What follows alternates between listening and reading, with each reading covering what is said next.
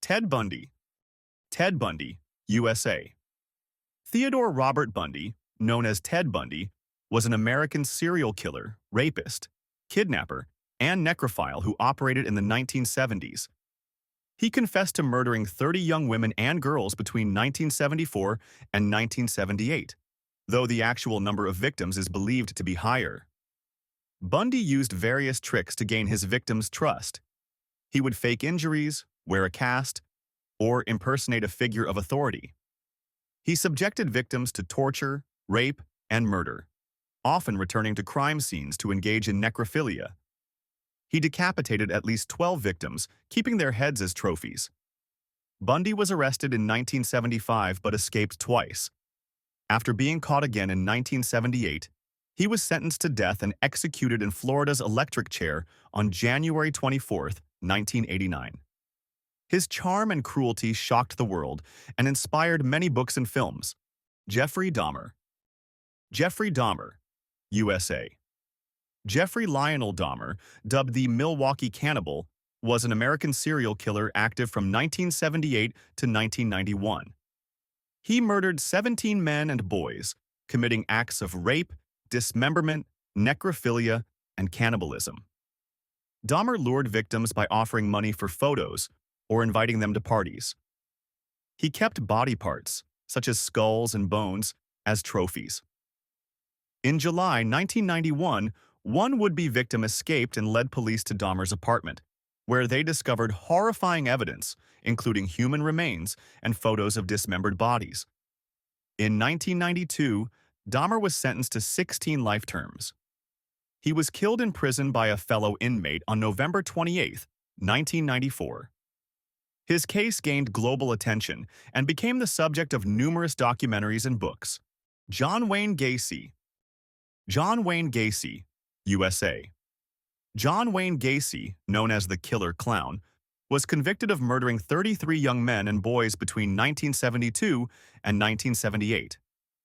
He was a respected community member, working as a contractor and performing at children's events dressed as a clown, using the names Pogo the Clown and Patches the Clown.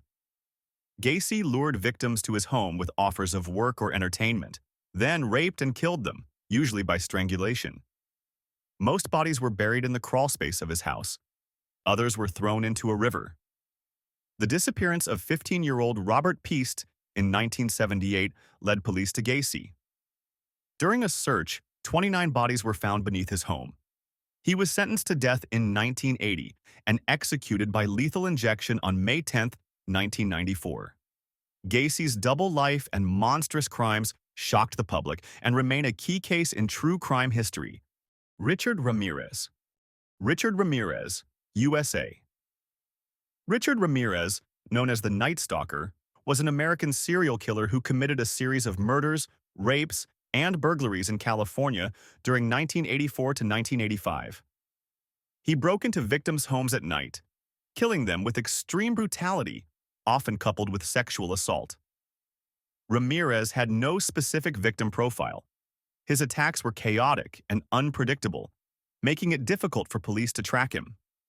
In August 1985, he was recognized and captured by a group of citizens after attempting to steal a car. In 1989, Ramirez was convicted of 13 murders and sentenced to death. He died in prison on June 7, 2013, from complications related to lymphoma. His satanic image and ruthless crimes garnered massive media coverage and inspired numerous films and documentaries. Andrei Chikatilo. Andrei Chikatilo, USSR. Andrei Romanovich Chikatilo, known as the Rostov Ripper, was a Soviet serial killer who operated from 1978 to 1990. He confessed to killing 56 people, mostly women and children, and was convicted of 52 murders. Chikatilo lured his victims with promises of candy, money, or job assistance. After the killings, he often mutilated the bodies and committed acts of cannibalism. He was arrested in 1990 following a lengthy investigation that involved psychological profiling and forensic analysis. In 1992, Chikatilo was sentenced to death and executed in 1994.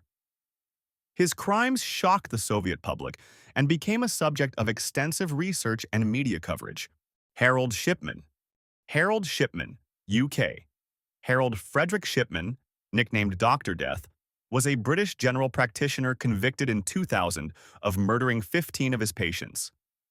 However, a public inquiry later estimated he may have killed up to 250 people, making him one of the most prolific serial killers in history. Shipman used his medical authority to administer lethal doses of morphine or other opioids, and then falsified medical records to indicate natural causes of death. He was arrested in 1998 after suspicions were raised by colleagues and a local pathologist. In 2000, Shipman was sentenced to life in prison with no chance of parole. He committed suicide in his prison cell in 2004. His case led to major reforms in the UK medical system, particularly around monitoring doctors' practices. Pedro Alonso López. Pedro Alonso López, Colombia. Pedro Alonso López, dubbed the Monster of the Andes, was a Colombian serial killer who operated during the 1970s. He claimed to have murdered more than 300 young girls across Colombia, Ecuador, and Peru. López targeted victims at markets or in rural areas, luring them to secluded locations where he would rape and kill them. He was arrested in Ecuador in 1980, confessed to the murders, and led authorities to mass graves. He was convicted of 110 murders and sentenced to 16 years, the maximum sentence under Ecuadorian law at the time. López was released in 1994 for good behavior and deported to Colombia, where he was briefly arrested again for murder, but his whereabouts have since remained unknown. His case highlights severe shortcomings in the justice systems of some countries in dealing with serial killers. Elizabeth Báthory. Elizabeth Báthory, Hungary. Elizabeth Báthory, a 17th-century Hungarian countess, is considered one of the most infamous female serial killers in history. According to historical accounts, she was accused of torturing and murdering numerous young girls. Estimates range from 80 to 650 victims. Báthory lured girls to her castle under the guise of hiring them as servants, then subjected them to brutal torture and murder. It was believed she bathed in the blood of virgins, thinking it would preserve her youth. In 1610, she was arrested, but due to her noble status, she was not executed. Instead, she was confined to a walled room in her castle, where she remained until her death in 1614. Her story gave rise to numerous legends and inspired many works of literature and film. What do you think about this? Which of these stories shocked you the most? Share your thoughts in the comments. Like this video, subscribe to the channel, share it with your friends, and I'll see you in the next videos. Bye.